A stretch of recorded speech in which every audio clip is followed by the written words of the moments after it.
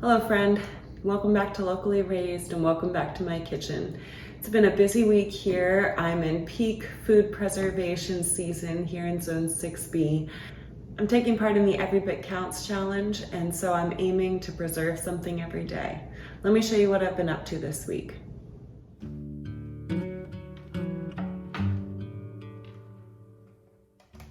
The week begins with canning pickled jalapeños. I'm working with about 3 pounds of jalapeños here. I harvested these about 2 weeks ago. I brought you along for that harvest. So they've been sitting in the fridge. Ideally, things are processed a day or two after harvesting, but these are still fresh and good, and I try not to fixate on processing things right away because it just puts too much pressure on me. I went on vacation and now I'm back ready to pickle these. I've done refrigerator pickled jalapeños before, but I've never grown enough jalapeños that I needed to can some. So this is the year. We eat jalapeños throughout the year. We do a lot of taco nights and a lot of egg tacos for breakfast. So I know it'll be really nice to have these on the pantry shelf. Because I haven't canned them before, I am curious to see what the flavor will be like. I'm following a ball recipe here. I have eliminated 2 ingredients. The recipe is a pickled jalapeno recipe, but it calls for adding a few onions and carrots as well. I don't want those in my jars. I really just want jalapenos, and this is an alteration that I know I can make without affecting food safety.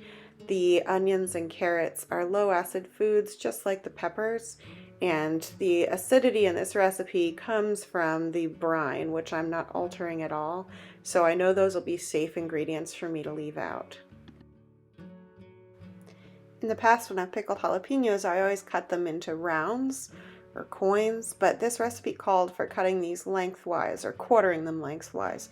So I'm going to give that a try. I think that'll sit nicely on sandwiches and things like that. It might be easier than having the round ones. The recipe also calls for removing the ribs and seeds, but we want a little heat from our canned jalapenos, so I'm going to leave those in.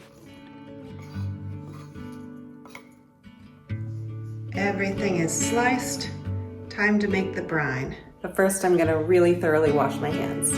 I just realized I almost forgot about the garlic. I grew some really large cloves of garlic this year. I'm pretty proud of them. So I'm supposed to have 1 clove per jar, but I think I'll do half a clove. That comes in a bag.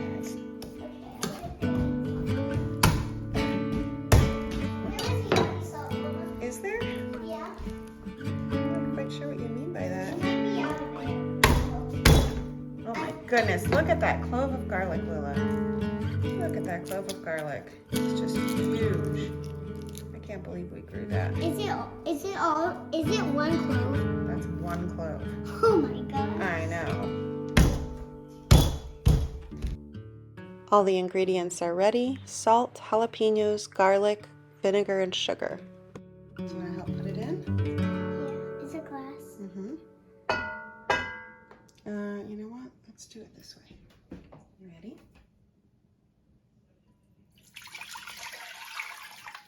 So that's our water. No, we need some vinegar. Your hand poured the water and now your hand poured the liquid. Is the heat on? No. Yeah, I checked. Do I have to sprinkle it around? No, you can just dump it. Okay. What? Sorry. From this side so we can see what you're doing. There you go. Okay. Here you go. You can pour that in. You don't have to sprinkle it. It's fun sprinkling it. And it's also gelatin. It's not gelatin. Okay. Now we're going to turn this on.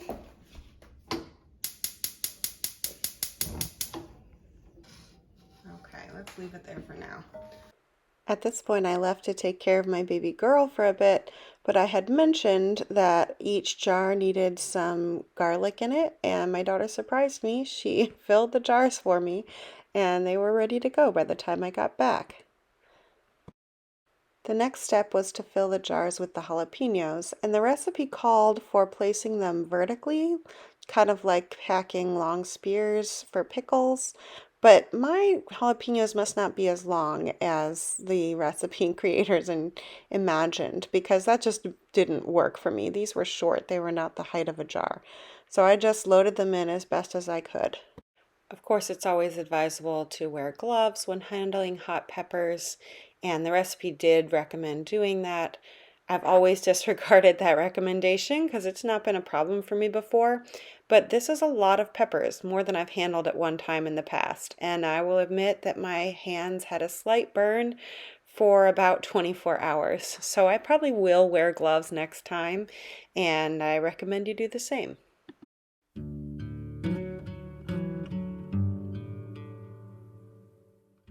Finally, the jars are filled with hot brine, leaving half an inch of head space. I did discover that my brine ran out about 4 jars into this, so I made another batch to be able to finish this off. The jars were debubbled to remove any air pockets. The rims were wiped with a damp cloth to remove any residue, and then lids and bands went on.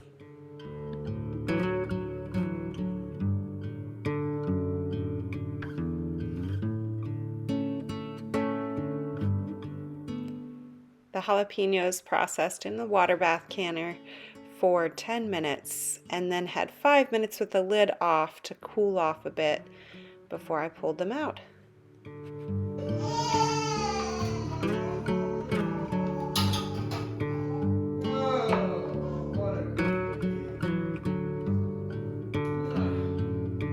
Well, John, I don't know what they'll taste like, but we have 6 pints of pickled jalapenos. I don't like water. Work on that. It's a different kind of instrument. You don't even know what I'm doing. No, you don't. Tell me what it is.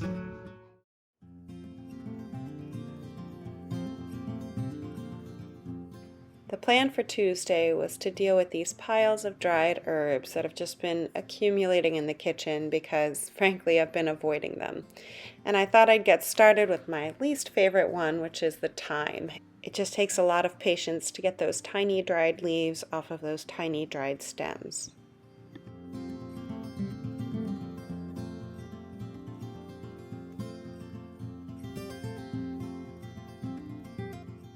I'll be 100% honest though.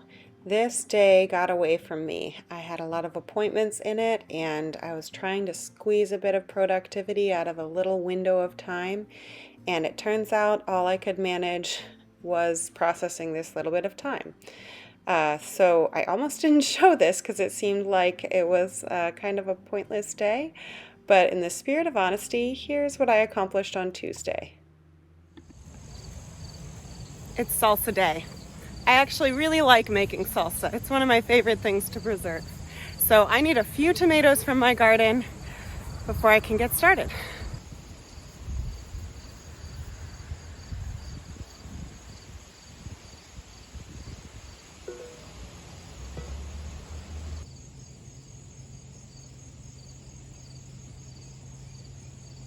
These are not my prettiest tomatoes. We had a torrential downpour last week, and so I've got some that look, well, a lot that look like this because they split from that sudden influx of water. But they will do just fine for salsa. That doesn't matter. I'll just cut out whatever's not good. And with this plus what I've got in the house, I think we'll be able to make a good batch.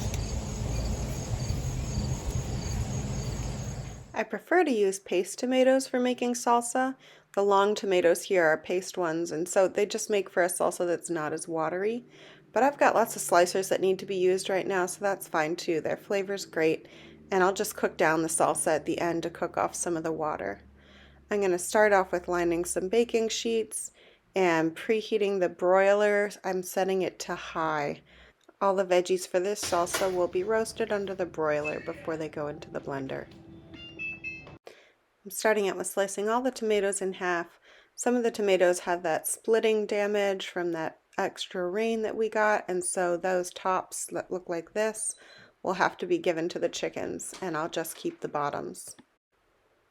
For the tomatoes that don't have damage, I can just cut out the stem and cut out that bit of core towards the top of the stem. All the paste tomatoes were in good shape. So I'm cutting out that part and then just splitting it in half.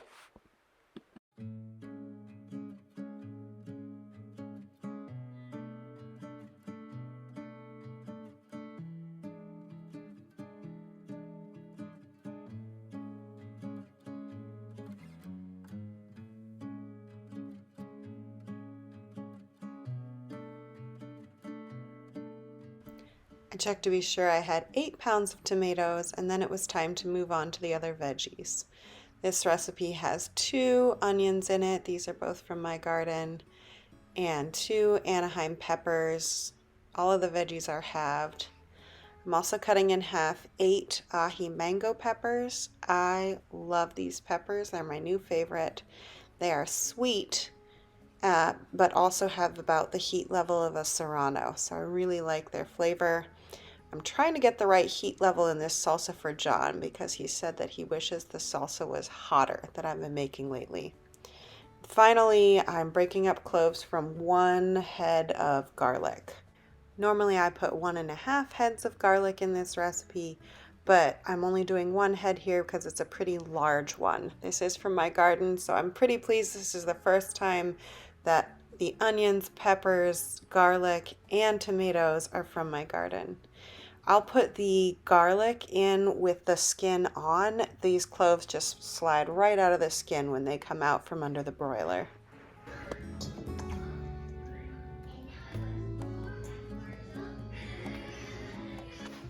I place the oven rack in the highest position, and then one at a time, each sheet of veggies went under the broiler for about 10 minutes. I wanted them to be in there to the point where the skins are pretty significantly charred. There should be a good amount of black charring on the tops of these when they come out. So 10 minutes is what works with my broiler. You might need to adjust your own time. Then the charred veggies go into the blender and are blended and added to a large pot so that they can be cooked down and combined with the other batches.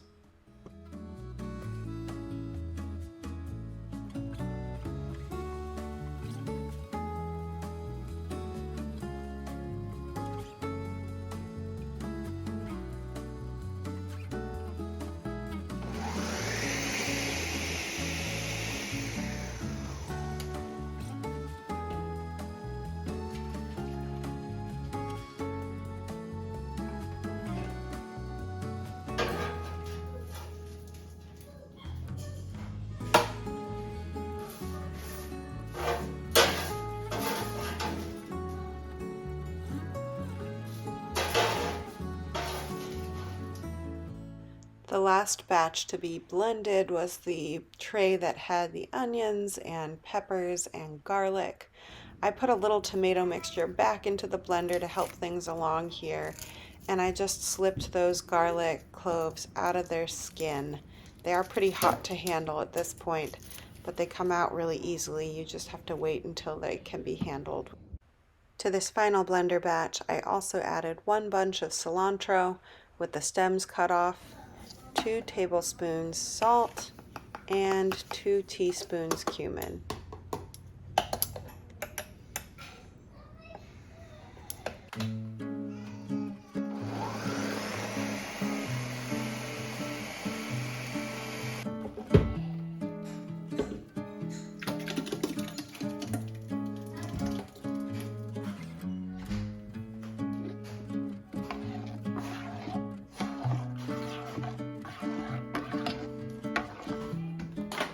At this point, I was ready to cook down the salsa. I wanted a thicker consistency. Baby girl just wanted to be held at this point, so I was glad that I was getting to a hands-off stage of this process. It simmered on low for 2 hours. Then I let it cool for a bit, added a squeeze of lime to finish things off, and the salsa was ready for tasting.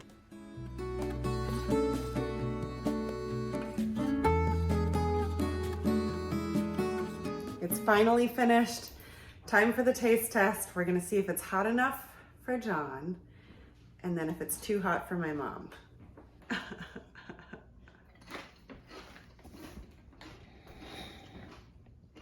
Is it hot this time? It's got a little kick. Are you serious? It's got a little kick. I used 8 ahi peppers with seeds. I mean, All my right. heat tolerance is pretty high. Mom, So. Mom, where's it at for you? Get your stomach out. I really thought I was going to get you this time.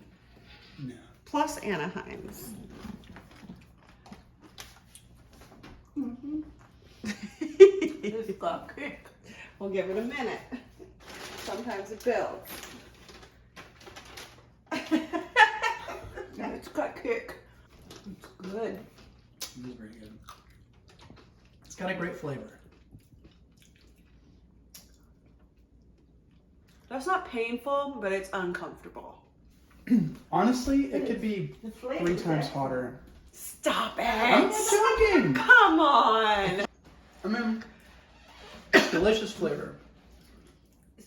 I let the salsa sit in the fridge overnight. Anytime I make a soup or something saucy that I plan to preserve by freezing, I try to let it sit in the fridge overnight because I've found that that lets the flavors meld, and that way I can preserve the best version of the thing I've cooked.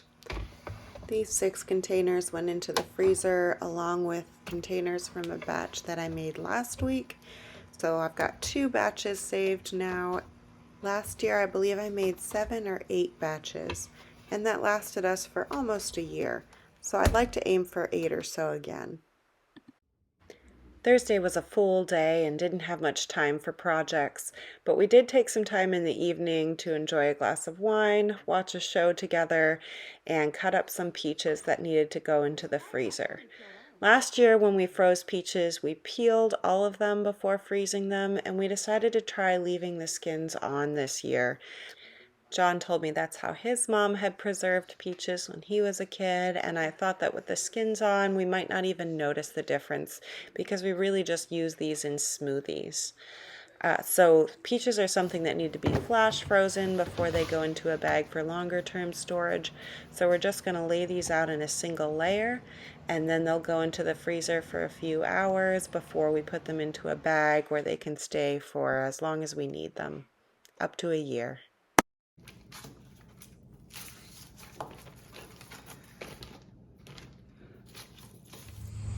Today we're making pesto. I have some beautiful basil that is just ready to be used right now, and I would hate for any of it to go to waste. We got good rain last week, and so the basil's at its peak right now in terms of being full and productive.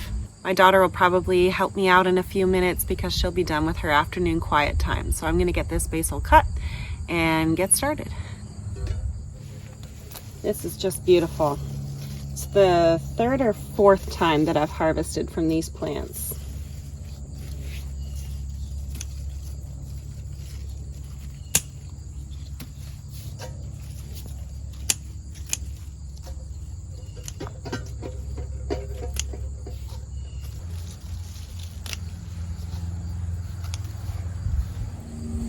I've got one more plant over here. That was Genovese basil. This one is, I forget what kind. Prospera compact. The leaves on this variety are just huge. You can see the difference.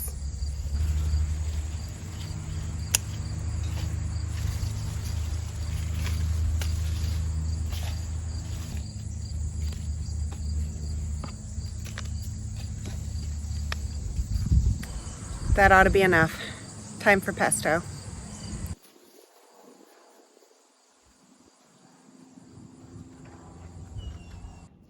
I'm just pulling the leaves from the stems here. I've decided not to wash this basil because I am an organic gardener, so there are no chemicals on it, and it's been several days since we've had rain, so there's no splashback from the soil on these leaves. They really are pretty clean. I'd rather not deal with getting all of them wet, especially because basil is such a delicate herb and is easily crushed. I'm measuring out 4 cups of leaves here because I'm making a double batch of pesto. That's what I can fit into my food processor. I definitely have more than 4 cups worth of leaves in all, so I'll dry anything that I don't make into pesto right now. As expected, I soon got another pair of hands to help me out with this project. I want to try doing that. Sure. Let's see if I can. Get a good roll. That helps the that helps it get ready for all the juice to come out. That was a good roll. All right, I'm gonna cut it in half and then you can squeeze it into this bowl. Yay.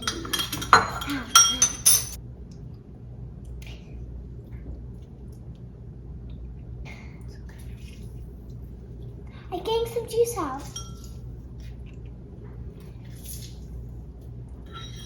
All right, we're gonna need a little more. With my hands. Kind of sour. Mm-hmm. Can we try another lemon? We're gonna do one more. Yeah. Okay, here's one. Tip it in. What are we making? Pesto.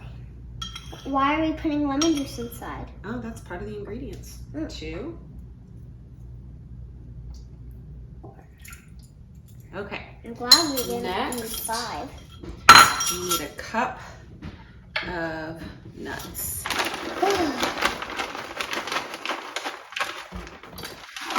Okay.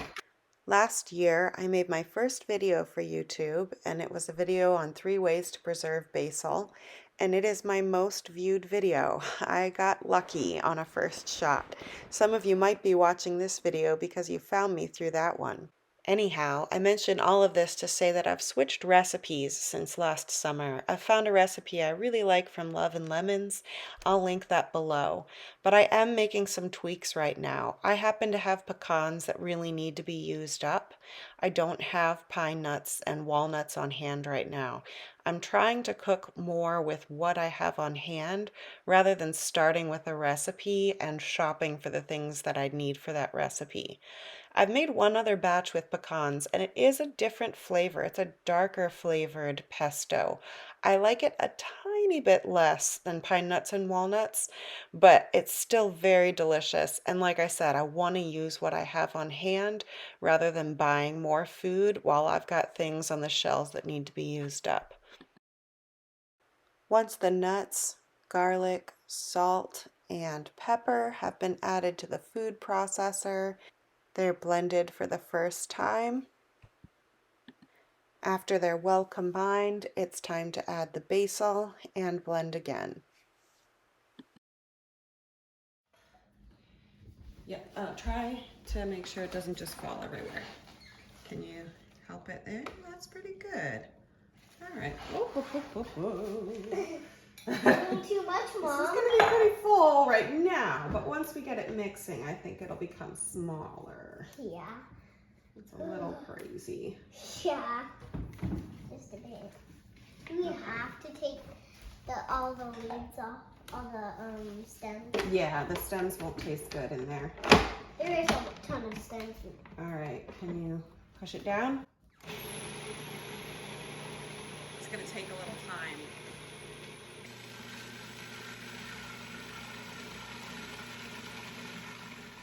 The next step is to drizzle in the olive oil.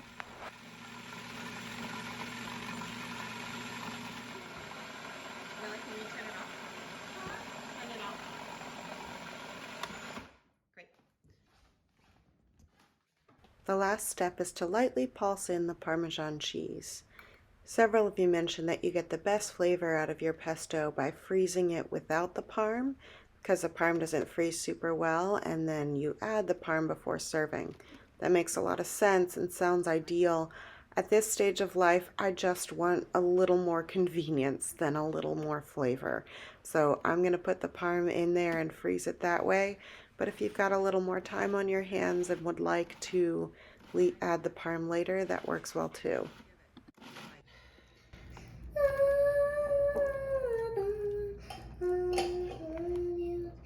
Mommy, this fits perfectly on this jar. Good, good, good. Face, but it had more lovely paintings on it, but I think it broke or something, because it was pretty old and dusty. Didn't get to do much with it.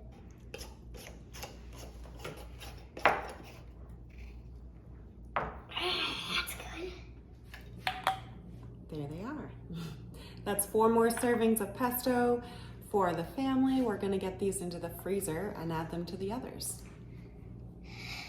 Can I put These are jars of pesto as well, so let's add them to the stash. Can you pass me one? Great. I